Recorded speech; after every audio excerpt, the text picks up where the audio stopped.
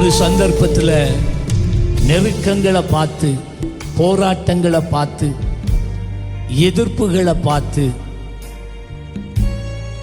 இயேசுவோடு கூட இருந்த 12 சீஷர்கள் அல்ல, மிகுதியான சீஷர்கள் 70 பேர் இருந்தாங்க. 120 பேர் போல இருந்தார்கள். அநேகர் இயேசுவை விட்டு விட்டு போய்விட்டார்கள். இயேசு திரும்பி பார்த்து தம்முடைய 12 சீஷர்களை பார்த்து கேட்டார், நீங்களும் என்னை விட்டு விட்டு போக மனதாயிருக்கிறீர்களா?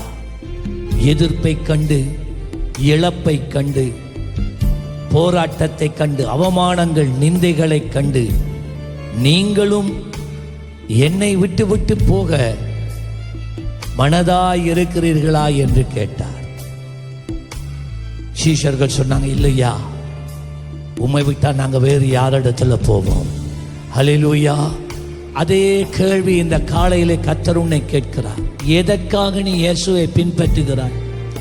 ஏதோ ஒரு அற்புதத்தை பெறுவதற்காகவா இயேசுவை பின்பற்றுகிறாய்? தேவனுடைய ஆசீர்வாதங்களுக்காக மட்டுமா அவரை பின்பற்றுகிறாய்?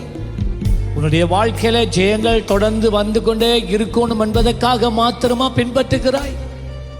அவருக்காக சாட்சி சொல்ல, அவருடைய நாமத்தை பறைசாட்ட, அவருக்காக நீதியில வாழ அவரை பின்பற்றவில்லையா?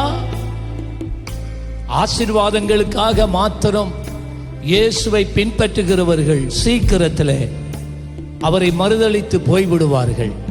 ஆனால் அவரை நேசித்து எவர்கள் பின்பற்றுகிறார்களோ, எத்தனை இடர்கள் வந்தாலும், எத்தனை இன்னல்கள் வந்தாலும், எத்தனை குறைவுகள் வந்தாலும், உயர்வோ தாழ்வோ, மரணமோ ஜீவனோ என்னதான் வந்தாலும் அவர்கள் இயேசுவை பின்பற்றுவார்கள்.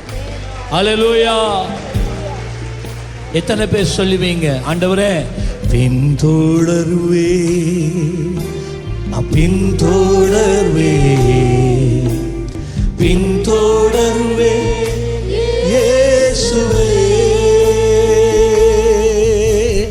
பின்தொடர்வே, நான் பின்தொடர்வே, பின்தொடர்வே எங்கே இயேசுவே. சொல்லுங்க, வெற்றியோ தோல்வியோ, நிந்தையோ புகழ்ச்சியோ, எப்போது பின்தொடர்வே தெய்வம் இயேசுவே. ஓ